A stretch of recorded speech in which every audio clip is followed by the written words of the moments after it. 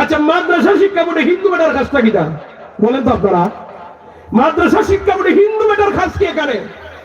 আরে স্কুলের শিক্ষা পুরুষে থাকতে পারে অধিকার হিসাবে, কারণ স্কুলে মুসলমানের বাচ্চাও করে, হিন্দু ছেলেরাও করে, ঠিক না? মাদ্রাসায় শুধু মুসলমানের ছেলেমেয়েরা হয়, এখানে হিন্দু বেটার কাজ কি? ঠিক না? এই নাস্তিকেরা সুদূর প্রসারী দীর্ঘদিন ধরে টার্গেট করে আমাদের শিক্ষা ব্যবস্থাকে ধ্বংস করার পায়তারা করতেছে। তারা এটা কৌশলে বলে এরা হিজরা, মুহাম্মদ মহিলা বলা। মূলত হিজরা যারা, এদেরকে আমরা কি করি বলেন? আমরা অবহেলা করি, অথচ এদেরও শরীয়ত আছে না নাই? হিজরাদের কিন্তু শরীয়ত আছে না, আমরা জানি না। হিজরারা প্রথম অবহেলিত হয় নিজের পরিবার থেকে, এরপরে সমাজ থেকে, এরপর রাষ্ট্র থেকে। এদেরকে আমরা গুরুত্ব দিই না, অথচ এদের উপর শরীয়ত আছে যে হিজরার সমস্ত শরীরের মধ্যে পুরুষের অঙ্গভঙ্গি বেশি থাকবে, সে পুরুষ অনুযায়ী নামাজ পড়বে, পুরুষ অনুযায়ী সুন্নাত মানবে। যে হিজরার শরীরে বেশিরভাগ আলামত মহিলার থাকবে, সে মহিলার মতো চলবে, মহিলার শরীয়ত অনুযায়ী নামাজ আদায় করবে, মহিলার মতো জীবন যাপন করবে। তারও জান্নাত আছে, তারও জাহান্নাম আছে, আমরা যেভাবে হিসাব আছে তারও হিসাব আছে। হিজরা মানুষ, আমাদের সমাজের মানুষ, যদি আমরা পরিবার থেকে এদেরকে অবহেলা করি, সমাজ থেকে অবহেলা করি, রাষ্ট্র থেকে অবহেলা করি, এই জন্য তারা অবহেলিত রাস্তাঘাটে আমাদেরকে ডিস্টার্ব দেয়, ঠিক না? পরিবারের মানুষেরা যদি এদেরকে মূল্যায়ন করতো, সমাজের মানুষেরা যদি এদেরকে দাম দিত, রাষ্ট্রপক্ষ যদি এদের পক্ষে কিছু পদক্ষেপ দিত, তাহলে এরা এভাবে রাস্তাঘাটে দিয়ে ছবি গাড়ি আটকে দেবে, ঠিক না? আর এখন যেটা এই যে শরীর থেকে শরীর শুরু হয়েছে, এটা মূলত ইচ্ছাকৃতভাবে বিকৃত করা, আল্লাহর সৃষ্টিকে বিকৃত করা। এদের মূল টার্গেট হলো বাংলাদেশের মানুষের মধ্যে সমকামিতা প্রতিষ্ঠা করা, যেটা আল্লাহ নবী হযরত হুদ আলাইহিস সালামের জামানায় ছিল। এরা মহিলার চাইতে পুরুষের প্রতি আকৃষ্ট বেশি ছিল। এরা মহিলার বিয়ে করতে পছন্দ করতো না, বরং এক পুরুষে আরেক পুরুষকে বিয়ে করতো, এক পুরুষ আরেক পুরুষের সাথে ব্যভিচার করতো। বলবেন না? এক মহিলা আরেক মহিলার বিয়ে করতো, এক মহিলা আরেক মহিলার সাথে ব্যভিচার করতো।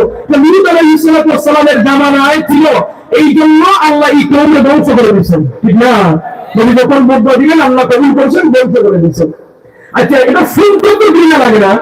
আচ্ছা, পুরুষে বিয়ে, মেয়ে বিয়ে শুনতে তো ঘৃণা লাগে না?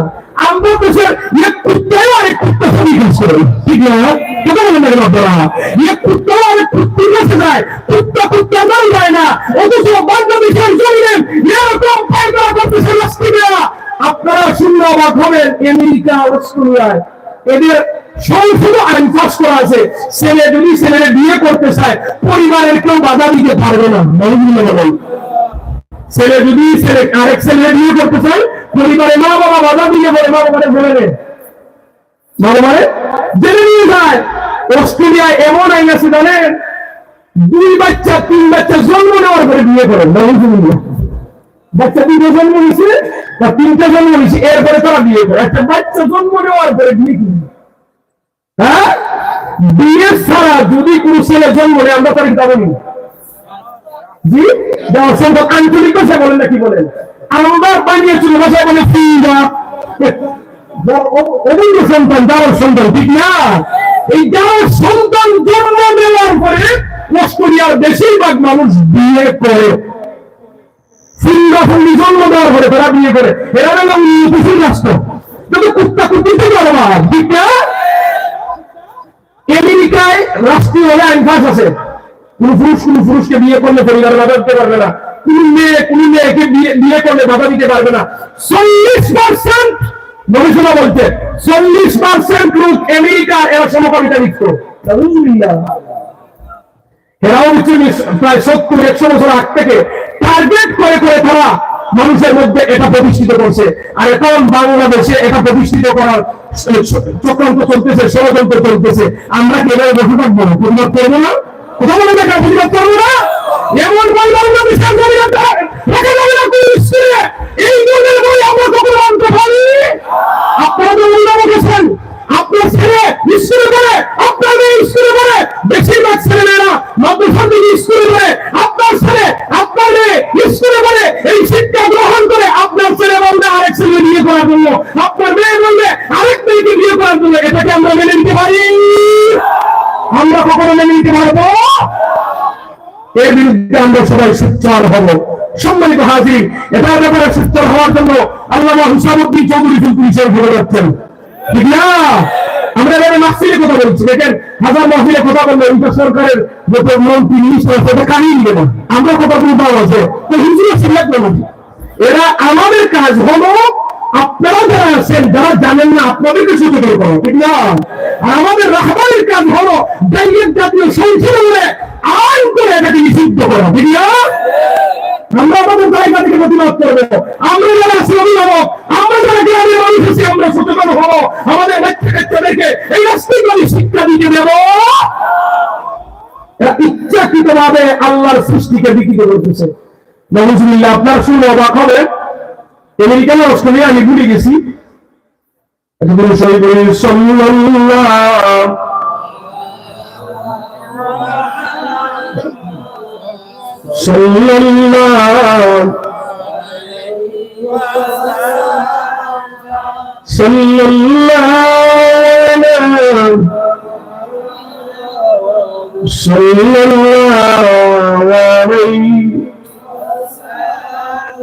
আমেরিকার ডেমিট্রিয়াস মাইনর নামের এক লোক অনেকদিন জেলে আছিল।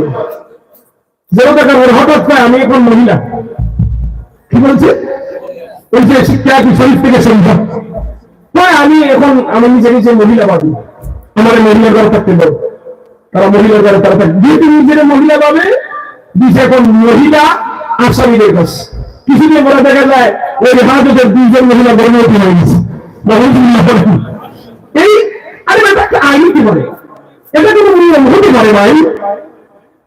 কিছুদিন পরে এখন এই যে তারা আসিল করছেন, এখন দোকানে গিয়ে যদি আপনি বলেন এই যে যারা ব্রাক ইউনিভার্সিটি একজন সারের ব্যক্তিগত চাকরি করে গেছে, দেখছেন আপনারা কথা বলেন ভাই, দেখেন ইমানকারের একটা ইউনিভার্সিটি টিচার এই চাকরি করে করছে না, এই ইমানি দায়িত্ব ওনার জায়গা থেকে প্রতিবাদ পর্যন্ত বইয়ের পাতাটা ছিঁড়ে ফেলছে, ঠিক না?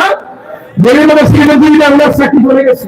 আচ্ছা চাকরি চলে যাক, হয়তো এই দুনিয়াতে এক চাকরি চলে যাবে, হাজার চাকরির ব্যবস্থা করে দিবেন কে? আমাদের বিশ্বাসের জানলেই ব্যবস্থা করে দিবেন, ওনার চাকরি চলে দিতে পারে। সম্মানিত হাজির, এই শরীফ থেকে শরীফের বিষয় উনি খুলে বলে বই চিনি ফেলছেন, দুইটা পাতা চিনি ফেলছেন, ওনার চাকরি করে চলে গেছে, অসুবিধা নেই। সম্মানিত হাজির, এই যে মনে মনে ভাবলেই যদি ছেলে মেয়ে হয়ে যায় তার উদ্দেশ্য কি জানে? মনে করেন শরীফ থেকে শরীফা হয়ে গেল, সে ছেলে এখন মেয়ে হয়ে গেছে, এখন এরে বিয়ে করবে কে? আরেকটা ছেলে সাধারণত যদি মেয়ে হয়ে গেছে শরীফা হয়ে গেছে আরেকটা ছেলে বিয়ে করবে, মানে দুই এক ছেলে আর এক ছেলের সাথে খারাপ কাজ করবে, মানে সমকামিতা তারা প্রতিষ্ঠা করতে চায়। মূল উদ্দেশ্য হলো তাদের এরকম, মানে যে কোনো ছেলে তাদের মেয়ে করবে, যে কোনো মেয়ে কিন্তু আমি এখন ছেলে হয়ে গেছি, এটাই তাদের উদ্দেশ্য। এখন হয়তো আমরা এটা বুঝতেছি না, আমরা তোমার তো মানবো না, কিন্তু আপনার ছেলেমেয়েরা যখন কন্টিনিউ স্কুলে যাবে সবসময় যখন এটা পড়বে তার মনোবিজ্ঞানীরা বলে এটাই তার জেহেনে যাবে, তখন আপনি বুঝেও তারা ফিরতে পারবেন না। যদি আপনার ছেলে মেয়ে এটা বারবার স্টাডি করে, বারবার এটাকে অধ্যয়ন করে, আর মানুষ যে সমাজে বসবাস করে ওই সমাজের ভাষাই গ্রহণ করে, ঠিক না? আর একটা মানুষ দীর্ঘদিন কোন একটা গ্রামে বসবাস করে, ওই গ্রামের ভাষা তার আয়ত্তে আছে, ওই গ্রামের সংস্কৃতির সাথে মিশে যায়, ওই জায়গার আবহাওয়ার সাথে তার বডি মিশ্রিত হয়ে যায়। সম্মানিত হাজির, আপনার আমার ছেলেমেয়েরা স্কুলে যাবে, দিয়ে ওই বিষয়গুলি যখন পড়বে মনোবিজ্ঞানীরা বলে এটার সাথে সে কাজ পেয়ে যাবে, ও একদিন না একদিন সে নিজের মেয়ে ভাববে, নিজের ছেলে ভাববে। বাংলাদেশে এরা চাইতেছে ডাইরেক্টলি আগে আইনগতভাবে ফাঁস করতে, যদি আইন ফাঁস হয়ে যায় আমরা এইসব মাঠে ময়দানে কথা বলা মাত্র আমরা জেনে নিয়ে যাবো, কিন্তু বলা যাবে না, কারণ প্রথম মামলা হবে দেশ বিরোধী, রাষ্ট্রবিরোধী মামলা হবে আমাদের বিরুদ্ধে। সম্মানিত হাজির, আমরা এটা চাই, আমরা এটা চাই বাংলাদেশে ইসলামী শিক্ষা ব্যবস্থা থাকতে আমরা চাই না, আল্লাহ যেন কবুল করেন ছেলে মিলে আমিন। সম্মানিত হাজির, আমি আমার প্রশ্নের কথা বলবো, পরবর্তী বক্তা চলে আসবেন। জান্নাতের নিয়ামতের অনেক কথা আমি শুনাই না, এবার আসেন সংক্ষেপে জাহান্নামের শাস্তি। মুনাফিক এবং কাফেরদের জন্য জাহান্নামের শাস্তি অনন্ত অসীম, এদের শাস্তির কোনো শেষ নাই। মুসলমানদের মাঝেও কিছু মানুষ জাহান্নামে যাবে না? আমরা যারা গুনাহগার, গুনাহ করি, কি গুনার শাস্তি হবে জাহান্নামে। শাস্তি ভোগ করার পরে আল্লাহ রাব্বুল আলামিন যদি দয়া করে মাফ দেন, একদিন একদিন জান্নাতে যাবে। কিন্তু জান্নাতে যাওয়ার আগে অবশ্যই সে জাহান্নামের শাস্তি ভোগ করবে। তো মুসলমানদের মধ্যে কারা জাহান্নামে যাবে এটা আমরা বেশি বলা দরকার, যেন আমরা জাহান্নামের আযাব থেকে বাঁচতে পারি, ঠিক না? সূরা মুদাসসিরের মধ্যে আল্লাহ পাক বলেন, ফি জান্নাতিন ইয়াতাসাআলুন,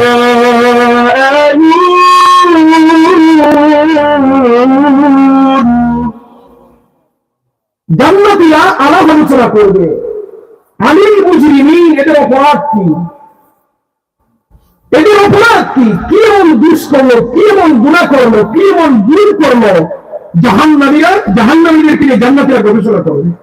এটা আমি বলছিলাম যে জান্নাতীরা মুখোমুখি হবে, এক হলো স্ত্রী, আরেকটা ব্যাখ্যা হলো আল্লাহ পাক জান্নাতী এবং জাহান্নামীদেরকে পাশাপাশি করে দিবেন। জান্নাতীরা জাহান্নামীদের শাস্তি দেখবে, আর জাহান্নামীরা জান্নাতীদের আরাম আয়েশ দেখে আফসোস করতে থাকে, কেন এই জন্য আল্লাহ হুকুম মানলাম না।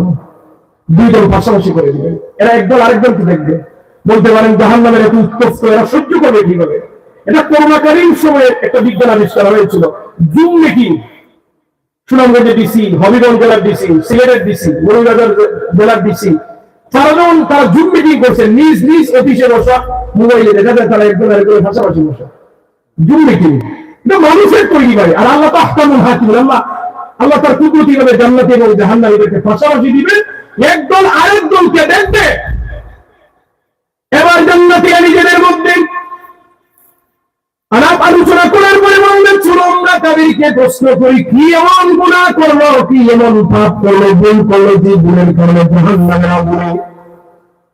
এবার জান্নাতীরা জাহান্নামীদেরকে প্রশ্ন করবে, মা সালাকাকুম ফি সাকার, মা সালাকাকুম ফি সাকার, কি এমন অপরাধ করলে, কোন অপরাধের কারণে তোমরা সাকারে, সত্য জাহান্নামের মধ্যে একটার নাম হলো সাকার।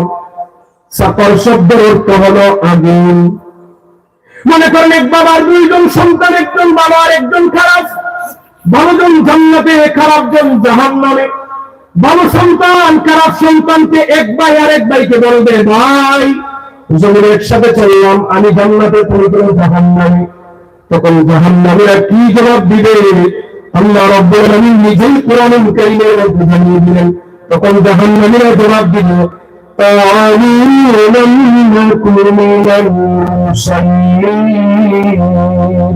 আমরা জমিনের মধ্যে মুসল্লিদের অন্তর্ভুক্ত ছিলাম না, অর্থাৎ নামাজি ছিলাম না, নামাজ না পড়ার কারণে জাহান্নামে আগুনে।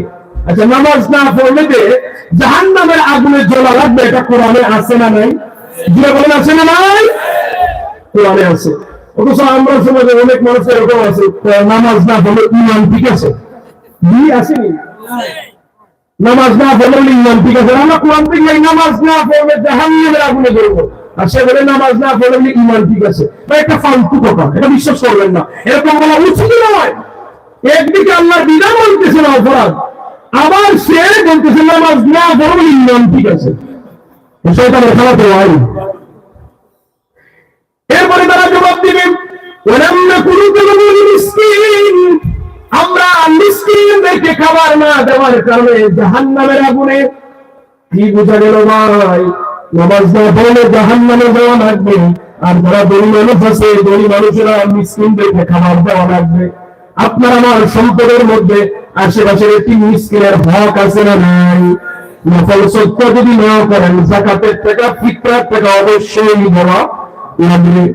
এটি মিসকিনের হক আমরা দিব তো দূরের কথা, আপনার আমার সমাজে অনেক রাগবল মানুষ আছে, এটি মিসকিনের মা বাবা প্রসাদ করে খায়, আছে না? এটি মিসকিনদেরকে কিভাবে করলেন, এটি মিসকিনদেরকে কিভাবে লালন পালন করা লাগে, বাংলাদেশে বেশি দূর যাওয়া লাগে না। ফুলতুলি সাহেব বাড়িতে গেলে বোঝা যায় একটি মিসকিনদের অভিভাবক বড় সাহেবকে লালন পালন করেন, ঠিক না? ফুলতুলি সাহেব আপনারা জাননি? জি, আপনার তো অবশ্যই জানেন, এই এলাকার মানুষ তো সাপ বক্তেছে পারি। আচ্ছা, নিরপেক্ষ ভাবে বলি, অনেকে হয়তো বলতে পারে যে আমরা হয়তো আমিও ফুলতুলি মানুষ এই জন্য পক্ষে বলি না। নিরপেক্ষ ভাবে যদি আমরা বলি, বড় সাহেব যেভাবে একটি মিসকিনদের খেদমত করেন, বাংলাদেশে আর একজন ব্যক্তির নাম বলতে পারবেন? অনেকে করে।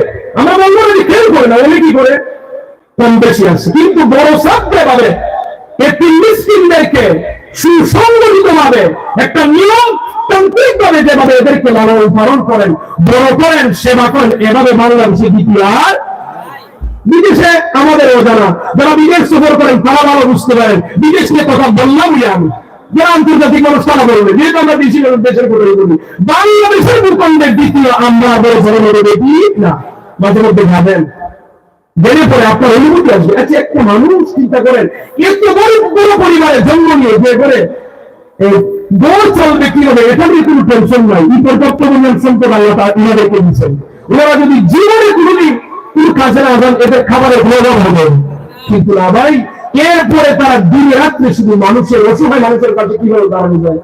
কারেন্ট লেগে যদি কারো বাড়ি আগুন লেগে চলে যায়, হঠাৎ করে কোনো বাড়ি আগুন লেগে চলে গেছে, পরের দিন বড় সাহেবের বাহিনী আছে এই জায়গায় গড়বেন, আপনারা অবাক হবেন কিশোরগঞ্জে এবং আমাদের বানিয়েছে বাকি অঞ্চলের, আমাদের বানিয়েছে এখানে আরো ব্যক্তি যারা আছে, মানে দরিদ্র এরিয়া, নামাজি মানুষ আছে কিন্তু মসজিদ নেই। আপনাদের এলাকায় তো অনেক সুন্দর সুন্দর মসজিদ আছে, নামাজি নেই। আর বাকি অঞ্চলে অনেক দরিদ্র এলাকায় মুসল্লি আছে, মসজিদ নাই। ওইসব এলাকায় বড় সব মসজিদ নেই। শোনা যাবে আমার বানিয়েছে উপজেলায় 50টা উপরে মসজিদ দিচ্ছে। আপনি কিশোরগঞ্জ দিয়ে দেখেন 100 উপরে মসজিদ দিচ্ছেন, এগুলো খবর আপনারা কতটুকু রাখেন? আমার এক নবীগঞ্জ এবং বানিয়াচুঙ্গেই 70 দিচ্ছেন। নবীগঞ্জের অধিকাংশ গরিব মানুষের ঘর বানিয়ে দিচ্ছেন, অনেকে দোকান দিয়ে দিচ্ছেন। আর সহায়তারিতে গেলে আমরা দেখি কি, ওই যে অসহায় মানুষদেরকে জাত তোলার গাড়িতে তার ফেরা গাড়ি দেন, রিক্সা দেন, বিধবা মহিলাদেরকে সেলাই মেশিন দেন, দা কুড়াল কুড়াল বদলা যা জীবনে যা কিছু লাগে অনেকটা আমাদের মাইন্ডে আসবে না, আমাদের চিন্তা চেতনায় আসবে না। প্রতিটা জিনিস ওই দায়িত্ব করে মানুষদের করেন, মানবতার সেবার উদাহরণ এর থেকে বড় আর কি হবে বলে, ঠিক না? আমি কি বলি না কেন ভাই, আমি কিন্তু সত্য বলছি না, মিথ্যা বলছি, বাস্তবতা আমরা দেখতেছি। আমাদের সাত বড় সাহেব কিন্তু চেয়ারটা ছিল, ঠিক না? কথা বলেন না, আমাদের সাত বড় চেয়ার কি ইসলামের সব মাহফিলে গেলে আমরা বুঝতে পারি যে প্রত্যেক আলেম ওলামা এখানে আমরা বড় বড় চিন্তা করে বসে আসলেন আসবেন আসলেন শেষ নিয়ে আসেন। আর বড় সাহেব উনি এমন একটি চেয়ারে বসেন যাতে হেলান দেওয়ার কোনো সুযোগ নেই। আল্লাহ রাব্বুল আলামিন যেন আমাদের মুর্শিদের হায়াতের মধ্যে বরকত দেন, বলেন আমিন। আমাদের সকল সাহেবদের হায়াতে বরকত দিন, বিশেষ করে সুযোগের হায়াতে যেন বরকত দেন, বলে আমিন। এই যে ইসলামের পক্ষে সংসদে নিয়ে কাজ করতে পারেন, বলে আমিন। আমাদের আজকে রাফিলে কবুল করেন, বলে আমিন। আলহামদুলিল্লাহি রাব্বিল আলামিন, والصلاة والسلام على رسوله الكريم وعلى آله وأصحابه أجمعين. لا إله إلا الله العظيم الحليم، لا إله إلا الله رب العرش العظيم، لا إله إلا الله رب السماوات ورب الأرض ورب العرش الكريم. اللهم إني أعوذ بك من الهم والحزن، وأعوذ بك من العجز والكسل، وأعوذ بك من الجبن والبخل، وأعوذ بك من غلبة الدين وقهر الرجال. رب ارحمهما كما ربياني صغيرا. ومليك الله لكنادار فلاسكر جنة مسافر أنجمان عاشقان مصطفى صلى الله عليه وسلم পরিষদের উদ্যোগে এলাকার মধ্যে গেল আল্লাহ রাফুলপুরি সাহেব কিবলা রাহমাতুল্লাহ আলাইহি ইসারের সব উপলক্ষে শাহে মুস্তাফা সাল্লাল্লাহু আলাইহি ওয়াসাল্লাম মহাসম্মেলনকে কবুল করে নাও। অত্যাচারের মায়া পড়ানো সমস্ত মুর্দে গাউদেরকে মাফ করে দাও, আমাদের প্রিয় মুর্শিদের বরকতকে বলন্দ করে দাও। আয় আল্লাহ, বাংলার আমার সেখানে যত মুমিন মুমিনাত কবরের বাসিন্দা সবাইকে মাফ করে দাও, বিশ্বের সমস্ত মুমিন মুসলমানদেরকে মাফ করে দাও। মালিক রব্বুল আলামিন, আল্লাহ এই মাহফিল আয়োজন করতে গিয়ে দেশ বিদেশ থেকে তোমার যে সকল মায়ার বান্দা বান্দীগণের সহযোগিতা করেছেন, সকলের সাহায্য সহযোগিতারে কবুল করে নাও। আল্লাহ আমাদের পক্ষ থেকে লক্ষ্য কোটি সালাতের সালাম সোনার মদিনায় পৌঁছিয়ে দাও। স্বপ্নে দিনে নবীর দিদার দিয়ে আমাদের জীবনকে বন্ধ করে দাও। জীবনে একবার হলো তোমার বাড়ি, তোমার হাবিবের বাড়ি জিয়ারত নসিব করে দাও। وصلى الله تعالى على خير بيت محمد وعلى آله وأصحابه أجمعين برحمتك يا أرحم الراحمين. السلام عليكم ورحمة الله.